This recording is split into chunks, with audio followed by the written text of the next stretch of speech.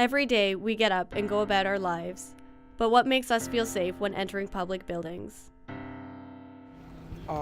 Because I see a lot of security cars. I don't really know what would make me feel safe. I actually had a fire here. First year I was here, but honestly I have no idea.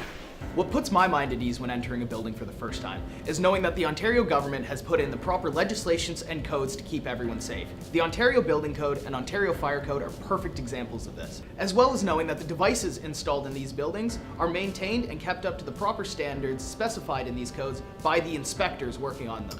Fire and life safety is important to me. I have 20 years experience in the industry. I am involved in several not-for-profit volunteer organizations in the fire industry across Canada. The procedure in testing heat detectors is strictly outlined in our codes and standards, and using an open flame type testing device is absolutely 100% against Canadian codes and standards. When having your heat detectors inspected as part of your fire alarm system, you want to make sure that the guys doing the inspections are following the right laws and regulations. You want to make sure that these companies are using the right equipment as opposed to a disposable lighter.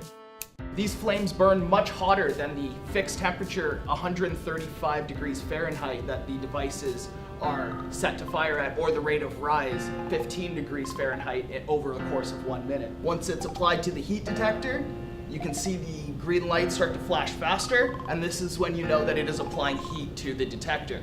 Give it a couple seconds as the detector needs to hit that rate of rise or that fixed temperature, and once it gets up to that point, we will notice the alarm system start to go off. And there we go. This is how to properly inspect your heat detector.